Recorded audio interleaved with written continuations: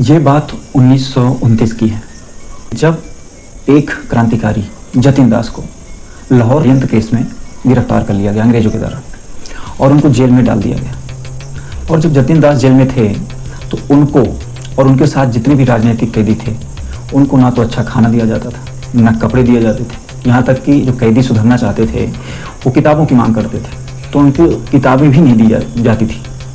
और वहीं पे जो अंग्रेज कैदी थे उनको सारी सुविधाएं दी जाती थी। ये सब बात देखने के बाद जो जेल में थे जतिन दास भी थे और उस समय भगत सिंह और उनके साथी भी थे, तो उन्होंने इसको सही करने के लिए भूख हड़ताल का सहारा लेना उचित समझा। उन्होंने कहा कि इन सब चीज़ों के लिए हमें भूख हड़ताल करना पड़ेगा। जतिन दास थे बगल में। जतिन दास ने कहा कि मैं तो आपकी बात से सहमत हूँ, लेकिन यदि मैंने भूख हड़ताल शुरू किया तो मैं तब तक एक दाना नहीं खाऊंगा जब तक हमारी सारी मांगें पूरी नहीं हो जाती। और वो दिन आता है 13 जुलाई 1929।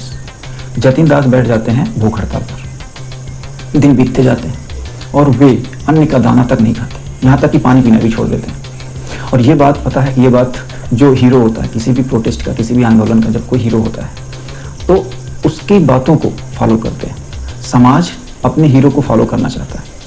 उस समय बाहर ये बातें फैल गई कि जो जतिन दास हैं भूख हड़ताल पे, लोगों के अंदर और भी क्रोध उजागर हुआ।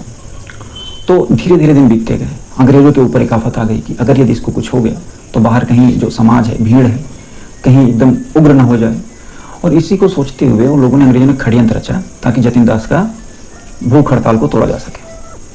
अंग्रेजों ने यहाँ तक किया कि जतिन दास को एक पाइप के माध्यम से, डॉक्टरों को बुलवाया गया, पाइप के माध्यम से नाक की नली से दूध पिलाने का प्रयास किया गया। लेकिन जतिन दास जब ये प्रयास किया गया, इन सब खींचातानी में जो दूध था जतिन दास के फेफड़े में चला गया, जिससे उनको इन्फेक्शन हो गया। और लेकिन उन्होंने अपनी सच्ची देशभक्ति दिखाई। उन्होंने अपना भूख हड़ताल नहीं तोड़ा, यहाँ तक कि पानी पीना भी छोड़ दिया। 63वें दिन 13 सितंबर 1929 को जतिन दास की भूख हड़ताल के कारण मौत हो गई। समाज, जो बाहर लोग थे, जब उनको पता चला तो उनके मन में कुंठा सी आ गई अंग्रेजों के प्रति कि अंग्रेज इतने निर्दयी कैसे हो सकते हैं। जब भी कोई किसी भी आंदोलन का जो हीरो होता है उनके ऊपर बहुत ही ज़्यादा जिम्मेदारी होती है। और जतिन दास उन सब में सबके लिए हीरो थे और उनकी शहादत बाहर लोगों के अंदर एक देशभक्ति जगाने का काम किया।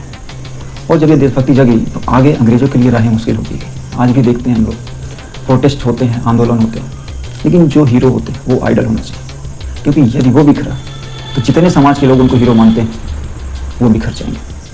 तो इसलिए अपना हीरो, आइडल सोच समझ कर चुनिए। बहुत बहुत धन्यवाद। Thank you.